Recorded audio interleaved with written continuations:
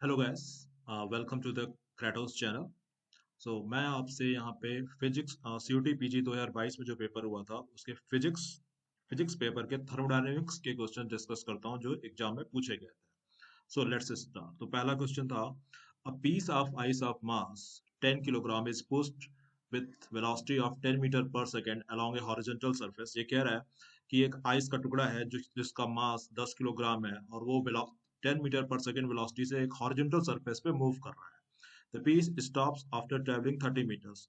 30 metre चलने के बाद वो बर्फ का टुकड़ा जो है वो रुक जाता है ड्यू टू फ्रिक्शन। फ्रिक्शन है हॉरिजॉन्टल सरफेस और जो बर्फ का टुकड़ा है उसके बीच में फ्रिक्शन है, जिसकी वजह से फ्रिक्शन की वजह से वो कुछ देर चलने की 30 मीटर चलने के बाद रुक जाता है। लैटेंट हीट आइस का दिया हुआ है क्वेश्चन में 80 calorie per gram. Then the mass of melted ice, मतलब कितनी आइस जो है वो मेल्ट कर गई, उसका मास निकालना। जो मेल्ट कर गई मतलब जो पिघल गई, जो बर्फ जो पिघल गया उसका मास निकालना है। ठीक है, ये क्वेश्चन है, समझ में आ गया। देन आपके ऑप्शन दिए हुए हैं। ठीक है, अब आइए समझते हैं। सो ये देखिए पीस ऑफ आइस है, ये बर्फ का टुकड़ा है और ये मूव कर रहा है विद वेलोसिटी 10 मीटर पर सेकंड और ये कुछ डिस्टेंस ट्रेवल करने के बाद रुक जाता है। ओके, नाउ ठीक है, लैटेंट हीट ऑफ आइस दिया हुआ है। अब हम लैटेंट हीट ऑफ आइस दिया गया है, अब हम यहाँ पे यूज करेंगे प्रिंसिपल ऑफ एनर्जी कंजर्वेशन। तो पहले एनर्जी जो रहेगी, बाद में वो एनर्जी रहेगी। This is energy conservation. Energy can not be created, energy cannot be created and cannot be destroyed, but it can be converted into one form to another form। okay, so यहाँ पे क्या है, initial energy क्या है, potential energy plus kinetic energy. क्योंकि horizontal surface को हम एक रेफरेंस लाइन लेंगे, तो जब रेफरेंस लाइन लेंगे तो वहां पोटेंशियल एनर्जी जीरो होगी हॉरिजॉन्टल सरफेस पे। तो काइनेटिक एनर्जी होगी, काइनेटिक एनर्जी वेलोसिटी आपकी 10 मीटर पर सेकंड दी गई है, तो काइनेटिक एनर्जी आपकी half M V square, mass 10 kilogram दिया गया है, तो आप ये निकालोगे तो ये 500 जूल आ जाएगा। तो मतलब पहले जो एनर्जी है बर्फ के टुकड़े की या पीस ऑफ आइस की, वो 500 जूल है। नाउ अब ये, अब क्या होगा, फाइनल फाइनल देखते हैं फाइनल कितनी एनर्जी है। तो फाइनल जो कि वो उसी उसी हॉरिजॉन्टल सरफेस पे है, उसी हॉरिजॉन्टल सरफेस पे है, तो पोटेंशियल एनर्जी तो जीरो है और वेलोसिटी भी जीरो हो जाएगी। तो एनर्जी तो जीरो हो गई, तो एनर्जी वो जो 500 जूल थी वो गई कहाँ, वो गई कहाँ, क्योंकि एनर्जी तो भाई सेम रहनी चाहिए, वो गई कहाँ एनर्जी। तो वो एनर्जी कहाँ गई, वो एनर्जी हीट के फॉर्म में लॉस कर गई, मतलब हीट के फॉर्म में वो कन्वर्ट हो गई। मींस जो फ्रिक्शन था आइस और सरफेस के बीच में, जब वो आगे बढ़ा तो फ्रिक्शन के कारण हीट जनरेट हुई, वो हीट जो एनर्जी 500 जूल थी वो हीट में चली गई, हीट एनर्जी में कन्वर्ट हो गई। अब दिखाते हैं आपको, देखिए इनिशियल एनर्जी ठीक है, फाइनल पोटेंशियल जीरो है, but energy must be conserve. मतलब एनर्जी जो 500 जूल थी वो 500 होनी वही रहनी चाहिए, लेकिन 500 जूल उसमें क्या हुआ, हीट एनर्जी, मैंने कहा ना, वो एनर्जी एक फॉर्म से दूसरे फॉर्म में कन्वर्ट हो जाती है। मतलब जो एक पोटेंशियल और काइनेटिक एनर्जी जो पहले 500 जूल थी वो अब हीट एनर्जी में कन्वर्ट हो गई, कन्वर्ट हो एनर्जी है लेकिन वो कन्वर्ट दूसरे फॉर्म में हो गई। ठीक है, तो energy loss due to friction जो हुआ, वो आपका जो हीट, जो फ्रिक्शन के कारण गर्मी में हीट एनर्जी आई, हीट एनर्जी 500 जूल की हुई। ठीक है, अब energy loss due to friction is converted into heat energy and that is equal to ये 500 जूल। दिस इज मिस्टेक, ये मिस्टेक हो गया, यहाँ पे 4 नहीं होगा, 500 जूल होगा। ठीक है, because of this heat energy ice will melt. Because of this 500 joule की जो हीट एनर्जी, उससे आइस जो है, बर्फ जो है पिघलेगी। अब कितनी बर्फ पिघलेगी वही क्वेश्चन ने पूछा है। तो 500 जूल तो हीट एनर्जी है, 500 जूल जो हीट एनर्जी है, और एम जो है मास है, L H means latent heat है। और आपको पता है कि एक कैलोरी में 4.184 जूल होता है। तो 500 जूल को हम किलो कैलोरी में बदल लेंगे तो 119.5 कैलोरी होगा। तो मास क्या हो जाएगा, मास जो होगा क्यू अपॉन एल एच, इस फॉर्मूले से। मास क्यू आपका पता है कि 119.5 है, और लैटेंट हीट क्वेश्चन में दिया गया 80 कैलोरी पर ग्राम।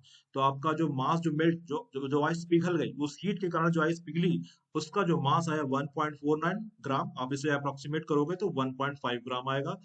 इससे पता चलता है आपका जो आंसर होगा वो बी, 1.5 ग्राम इसका करेक्ट आंसर है। ओके, होप आपको समझ में आएगा। नेक्स्ट नाउ मूव करते हैं सेकंड क्वेश्चन की तरफ। सेकंड क्वेश्चन इजी क्वेश्चन था।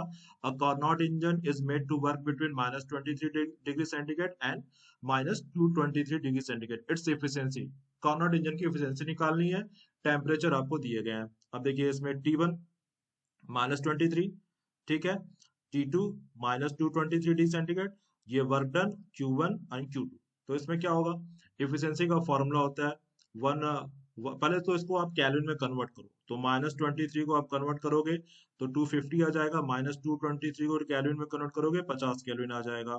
और सीधे कार्नोट इंजन का फॉर्मूला होता है efficiency is equal to 1 minus T2 by T1।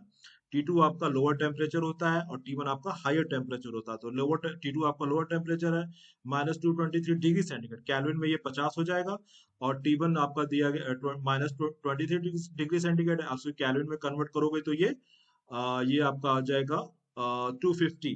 तो जब आप डिवाइड करोगे 1 - 50 अपॉन 250, 1 - 0.2, देन 0.8, और परसेंटेज में आप कैलकुलेट करोगे तो 80% आंसर होगा इसका। सिंपल क्वेश्चन है, इसका option B is correct. Okay, now moving towards third question. Okay, third question क्या पूछ रहा है, मीन फ्री पाथ वेरीज। आपको बताना है कि इसमें से कौन मीन फ्री पाथ कैसे वेरी करता है। तो आपके ऑप्शन है linearly with number of molecules, linearly with diameter of molecules, inversely with density of molecules, linearly with square if diameter, linearly with square if diameter, if diameter of molecules।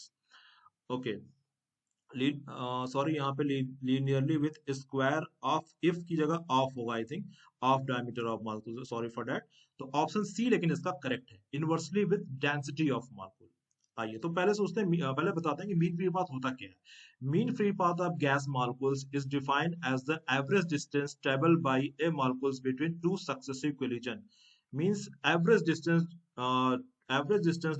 To successive collision के बीच कितना है, that is the mean path. अब जैसे समझते हैं, जैसे ये ब्लू बॉल आपको दिखाई दे रहा है, ब्लू बॉल के कितने, ब्लू बॉल यहाँ से चला और यहाँ पहुंचा, ठीक है। कितने कोलिजन हुए, एक कोलिजन, दो कोलिजन, तीन कोलिजन, चार कोलिजन, पांच कोलिजन, छह कोलिजन, ठीक है। और कितना, मान लो कि यहाँ से यहाँ तक ब्लू बॉल जब ये चली, इसको मॉलिक्यूल्स कह लो, मैं बॉल कह रहा हूँ, मॉलिक्यूल्स कह लो, तो ये चला मान लो 10 मीटर दूरी ट्रेवल किया यहाँ से यहाँ तक आने में, तो कितने कोलिजन हुए, एक, दो, तीन, चार, पांच, छह। तो 10 मीटर बाई 6 मीन्स 5/3। तो ये आपकी मीन फ्री पाथ हुआ है, मतलब टोटल डिस्टेंस आप निकालो कितने कोलिजन हुए, तो 10/6 मीन्स 5/3 मीटर आपका मीन फ्री पाथ। ठीक है, समझ में आया मीन फ्री पाथ क्या होता है। नाउ मीन फ्री पाथ का फॉर्मूला होता है, जैसे आप m/√2 pi rho d square, lambda mean free path, rho जो है वो डेंसिटी है, d diameter of the molecule से, m आपका मास ऑफ ईच मॉलिक्यूल है। अब इससे पूछा क्या है, मीन फ्री पाथ वेरीज, तो inversely with density of molecules, आपको सीधे दिख रहा है कि डेंसिटी के इनवर्सली प्रोपोर्शनल है, सीधे दिख रहा है आपको रो, ठीक है। तो ये हो जाए, linearly with number of molecules है नहीं, linearly with diameter of molecules भी नहीं है, लीनियर सी आंसर तो है ही, linearly with square of diameter, square और डायमीटर के इनवर्सली प्रोपोर्शनल है, ना कि डायरेक्टली है। तो इसमें से आपका ओनली ऑप्शन सी ही करेक्ट होगा। सो ठीक है, आपको समझ में आएगा। Now now moving towards fourth question. Okay, fourth question क्या कहता है, when the temperature of the substance raised from T1 kelvin to T2 kelvin then change in entropy.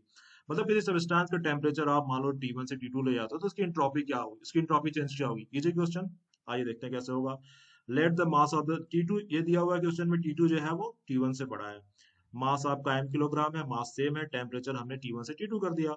Now the temperature of substance is increase from T1 to T2, to raise the temperature heat must be provided. आपको पता है, मान low heat added जो हमने किया वो Q किया। अब Q जो होता है mc डेल्टा T होता है, ठीक है, where c is the specific heat capacity of the substance, delta T increase in temperature, m तो आपको पता है मास है, ठीक है। नाउ dq, इसको हम डिफरेंस अगर उसके फॉर्म में लिखें, dq is equal to mc dt के फॉर्म में हो जाएगा। अब आपको पता है कि चेंज इन एंट्रोपी जो होता है वो dq by T, integral of dq by T, dq by T, और T1 से T2 टेम्परेचर चेंज हो रहा है, ठीक है।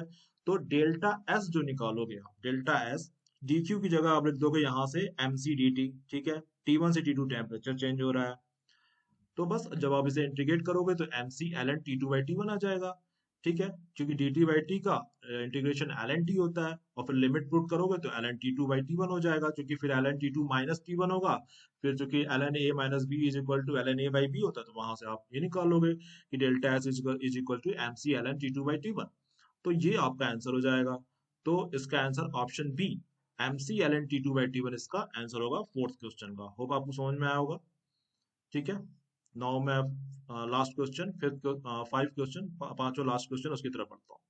The work done in an adiabatic change in a particular gas depends upon only, जो वर्क डन होता है एडियाबेटिक चेंज में फॉर किसी पर्टिकुलर गैस के लिए, वो किस पे डिपेंड करता है, ये क्वेश्चन में पूछ रहा है। चेंज इन प्रेशर पे डिपेंड करेगा, चेंज इन वॉल्यूम पे डिपेंड करेगा, चेंज इन टेम्परेचर पे डिपेंड करेगा, चेंज इन हीट पे डिपेंड करेगा। तो किस पे डिपेंड करेगा?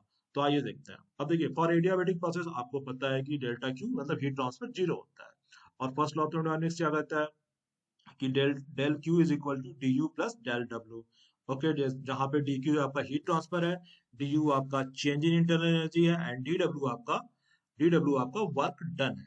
ओके, अब आपको पता है डियाबेटिक चेंज हो रहा है तो डेल क्यू तो जीरो होगा, तो इस इक्वेशन में हम डेल क्यू जीरो पुट करेंगे, तो डेल क्यू जीरो आप पुट करोगे तो फिर d U is equal del W जो होगा चेंज इन वर्क डन जो होगा माइनस डी यू। इसमें पूछा क्या, वर्क डन पूछा ना, वर्क डन तो वर्क डन जो होगा माइनस डी यू। ठीक है, यहां से ये प्रूफ हो गया कि डेल डब्ल्यू जो होगा चेंज इन वर्क डन जो होगा वो माइनस डी यू होगा। अब इंटरनल एनर्जी जो होता है केवल और केवल टेम्परेचर पर डिपेंड करता है, internal energy is only function of temperature. तो डेल डब्ल्यू जब माइनस डी यू के इक्वल है, तो अगर डी यू टेम्परेचर पे डिपेंड कर रहा है तो डेल डब्ल्यू भी टेम्परेचर पे डिपेंड करेगा। तो सीधे सीधे यहाँ मतलब निकल रहा है। अब देखो आप, hence change in internal energy d U depends on change in temperature d U. हाँ ठीक है, तो and work done del W is equal to minus d U. Hence, in this case, work done is negative of internal energy and it also depend upon change in temperature. क्योंकि D जो internal energy होता है वो change in वो temperature पे depend करता है, तो डी यू क्या होगा, चेंज इन टेम्परेचर होगा। डी यू जो होगा चेंज इन टेम्परेचर पे डिपेंड करेगा, और चूंकि डेल डब्ल्यू जो चेंज इन वर्क डन है, वर्क डन जो है वो माइनस डी यू है, तो वो भी चेंज इन टेम्परेचर पे डिपेंड करेगा। ठीक है, तो इसमें भी आपका जो आंसर होगा वो सी, वर्क डन जो होगा एडियाबेटिक चेंज जो होगा फॉर ए पर्टिकुलर गैस वो चेंज इन टेम्परेचर पे डिपेंड करेगा। तो ऑप्शन सी इसका करेक्ट आंसर है। सो गाइस, ये 5 क्वेश्चन आए हुए थे जो मैंने इसका सोल्यूशन बता दिया। So thanks for watching this video. अगर आपको ये वीडियो अच्छा लगा तो हमारे चैनल को सब्सक्राइब करिएगा, लाइक और चैनल वीडियो को लाइक करिएगा। Thanks for watching this video.